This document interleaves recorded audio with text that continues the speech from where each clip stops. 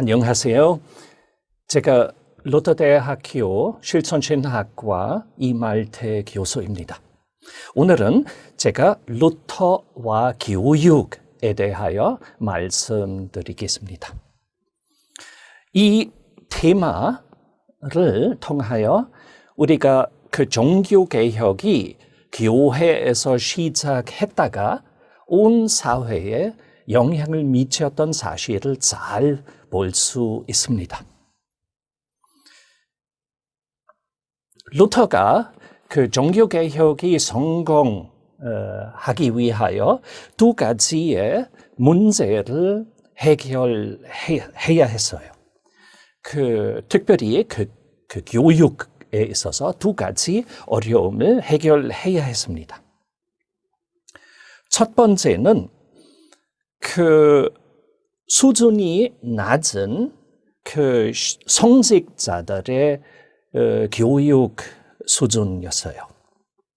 두 번째는 서민들의 대다수가 교육을 아예 못 받았던 문제였습니다. 먼저 성직자들의 신학 교육의 개혁에 대하여 말씀드리겠습니다.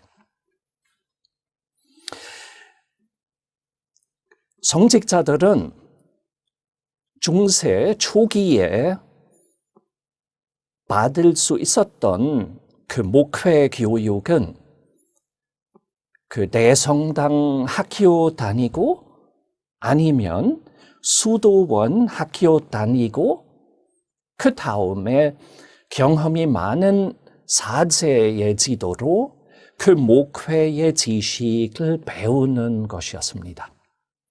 학교를 다니지 않고 사제에게서만 배웠던 성직자 후보생들도 있었습니다. 그러나 루터가 살았기 전에 벌써 20세기부터 유럽에서 첫째 대학교들이 설립되었습니다. 첫째 대학교는 이태리 볼로니아시에 설립되었고 또 1200년쯤에 파리와 영국의 옥스퍼드 대학교도 설립되었습니다.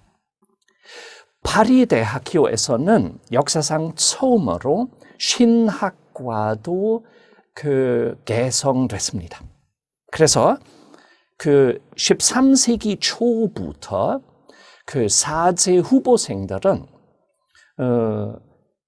대학교 다니면서 신학을 배울 수 있게 되었습니다.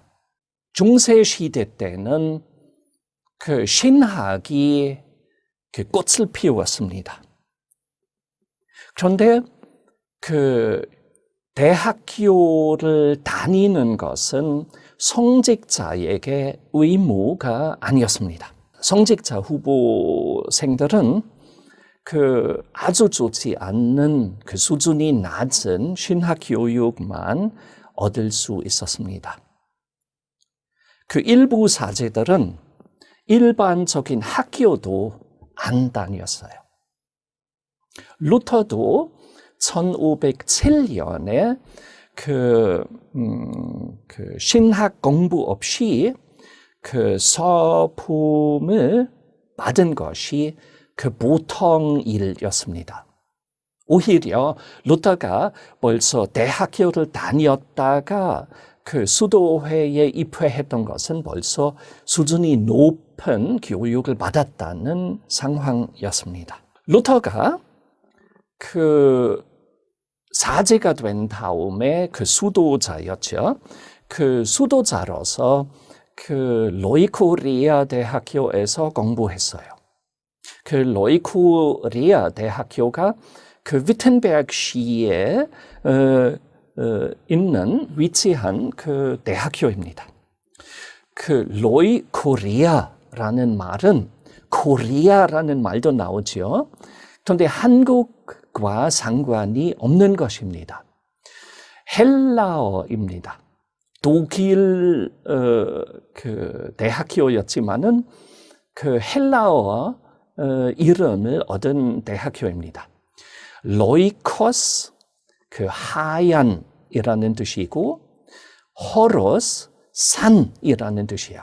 그래서 하얀 산, 이것은 바로 위텐베르크의 의미입니다. 그래서 위텐베르크 대학교라는 뜻합니다.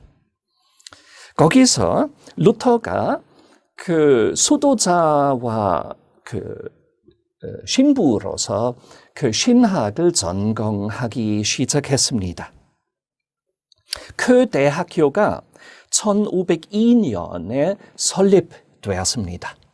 그 선제후 프리드리히 현자가 그 대학교를 설립하여 거기서 르네상스 그 사상으로 그 학생들이 그 고대의 유산을 고전어로 공부하기를 원했습니다. 루터가 거기서 몇 년 신학을 전공한 다음에 1512년에 박사학위도 얻었습니다. 또 얻자마자 그 성서학 교수로 그 로이코리아 대학교 초빙을 받았습니다. 그 1512년에 강의를 시작했던 루터는 몇 년 후에 벌써 1516년부터 자기의 그 전통에 따라 했던 강의들을 개혁하기 시작했습니다. 그때까지 모든 대학교에서 그 신학 과정에서 학생들이 그 중세 시대의 그 전통에 따라 그 신학을 공부했습니다. 거기서 그 페트루스 롬바두스, 피에르 롬바드이라는 그 명제집 작성했던 분인데 그 명제집에 따라 신학을 공부하곤 했습니다. 그 책이 아주 율법주의적인 성서 해석법 했습니다. 그런데 그 루터가 그 전통과 달리 그 1516년부터 그 로마서 강의에서 새로운 접근으로 강의를 하기 시작했습니다. 루터가 그 로마서를 해석할 때 그 스콜라 철학 학파들이 해석했던 그런 해석법을 사용하지 않고 대신에 루터가 교부들의 성서 해석을 사용하면서 그 로마서를 해석했습니다.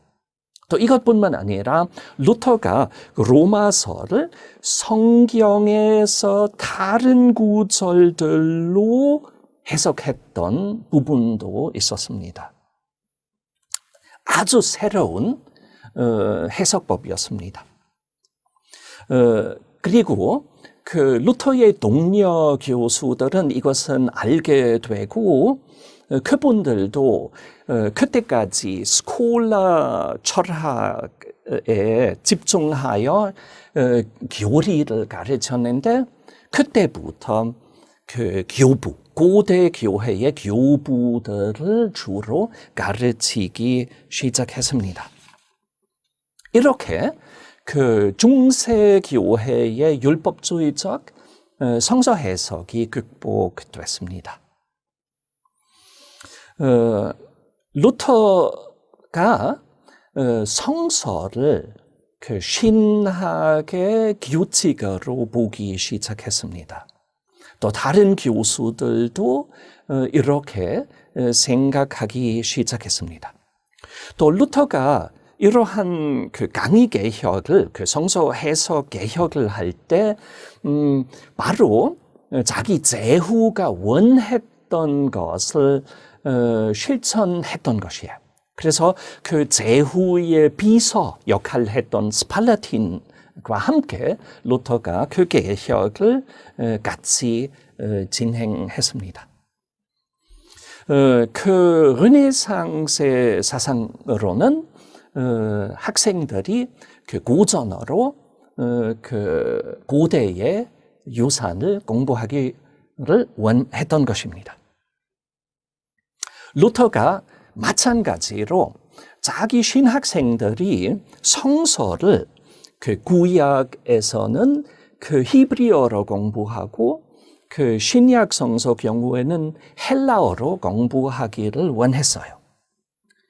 또 이것은 더 잘 할 수 있기 위하여 루터가 그 로이코리아 대학교에서 그런 고전어 교수 임명을 제안하여 1518년에 그 고대 그리스어를 가르치기 위하여 필립 멜랑히톤 박사가 그 초빙을 받고 임명됐습니다.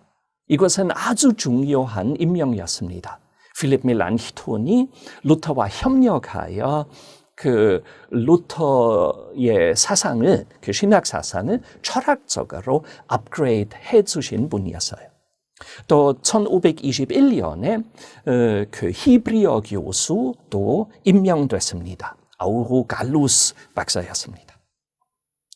또 얼마 후에 1520년대 중반에 그때까지 있었던 스콜라 철학 가르치는 전문 교수 자리가 폐지되었습니다. 이렇게 수준이 높은 성서에 집중하는 루터교 목사 훈련이 시작되었습니다.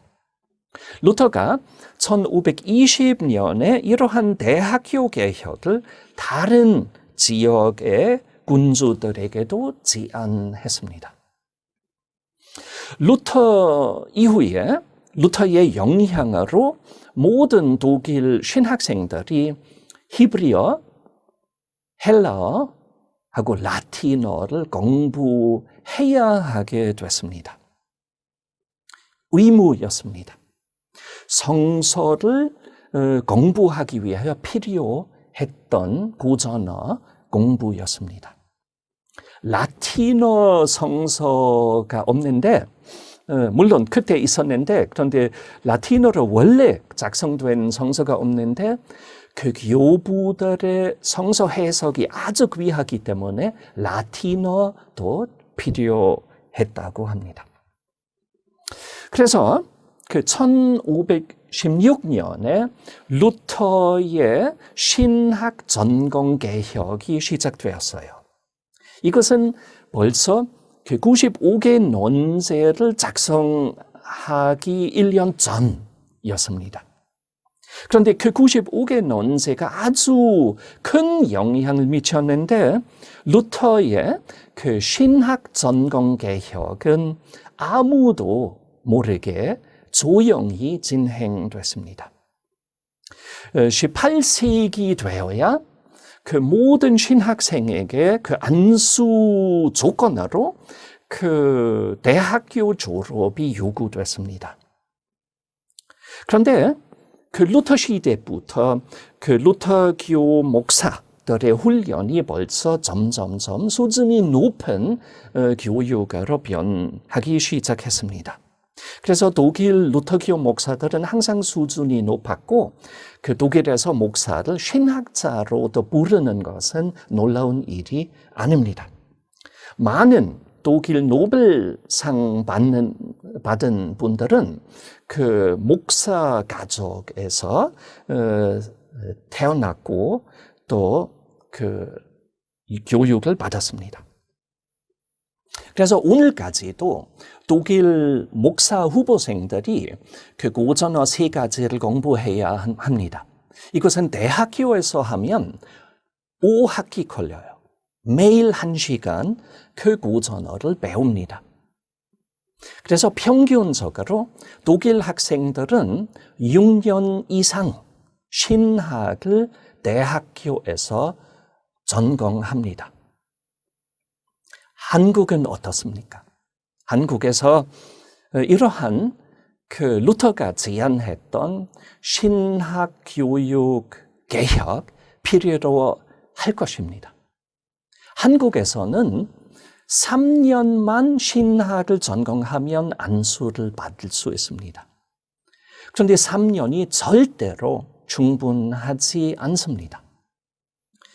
많은 한국 개신교회 안에 있는 문제들은 목회자들의 대다수의 낮은 교육 수준 때문에 생긴 것입니다.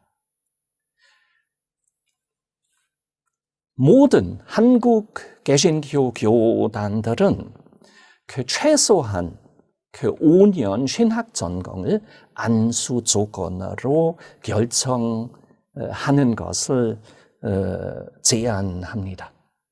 그렇게 총회들은 이렇게 하면 대학교가 혼자서 시작할 수 없는 신학 전공 개혁을 실천하게 될 수 있습니다. 루터 당시에 천주교회에서 성서를 아주 이해가 어렵고 올바르게 해석하기가 매우 쉽지 않는 책으로 이해했습니다. 이해가 되죠? 성서 해석은 쉬운 일이 아니죠. 자칫하면 성서를 잘못 해석하면 이단이 생기는 것이었습니다. 고대 교회에서 벌써 이단 문제가 심각해서 고대 교회 때에 교회가 그 문제를 막기 위하여 아주 중요한 결정을 했습니다. 주교들만이 성서 해석 권리가 있다는 결정이었습니다. 주교들은 어느 성서 해석이 올바른 것인지, 어느 해석이 잘못된 해석인지 결정할 수 있는 권리가 있었습니다. 그래서 주교들은 이러한 성서 해석 권리가 있었기 때문에 주교들은 루터가 95개 논제를 출판할 때 쉽게 루터의 성서 해석법을 금지시킬 수 있는 줄로 알았습니다. 그런데 루터가 그냥 자기가 옳지 않다고 판단하는 명령에 굴복하지 않는 황소고집이 있는 신학자였습니다.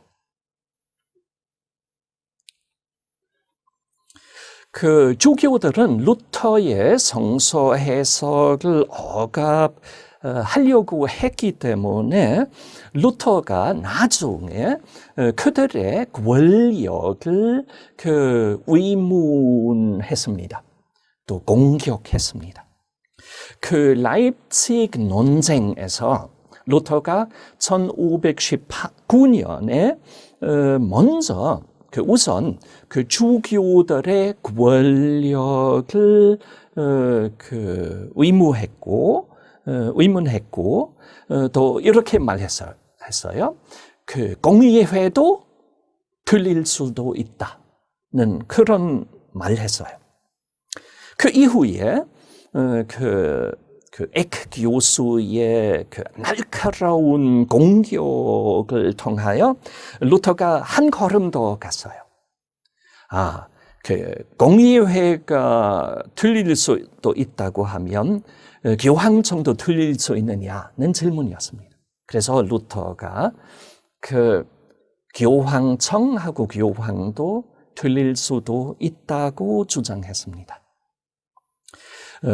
대신에 루터가 교회의 최고의 권위로 성서를 말했습니다. 이렇게 루터가 로이코리아 대학교에서 신학 교수들의 미리 한 3년 전에 벌써 동의했던 성서의 권위를 공식적으로 소개했습니다. 그 다음에 루터가 라입치히 논쟁 이후에 그 모든 사제들의 권위를 비판하기 시작했습니다. 1520년에 루터가 독일 그리스도인 귀족들의 구함이라는 글에서 루터가 모든 신자들은, 모든 그리스도인들은 사제라고 했습니다. 그래서 신부들만 아니라 모든 교인들도 사제다 라는 주장을 했습니다. 세례받은 자들이 모두 다 사제들이라는 주장이었습니다. 엄청난 주장이었습니다. 또 1521년부터 다음 해부터 사상을 표현하기 위하여 루터가 만인사제직이라는 단어를 쓰기 시작했습니다. 천주교회가 성서가 아주 이해하기가 어려운 책이라고 생각했는데 루터가 정반대로 모든 신자들은 성서를 이해할 수 있다. 성서 이해하기가 어려운 일이 아니다. 성서의 의미가 분명하다고 주장했습니다. 첫째는 성서가 실제로 설명 없이 이해하기가 어려운 책이었던 것이었습니다. 성서를 이해하기 위하여, 올바르게 이해하기 위하여 루터가 먼저 아주 중요한 구별을 했습니다. 경전하고 외경을 구별했습니다. 천주교회가 그런 구별을 하지 않았습니다. 그래서 루터가 외경은 알면 좋은 부분이지만은 핵심은 경전이다, 성서이다. 이렇게 구별했습니다.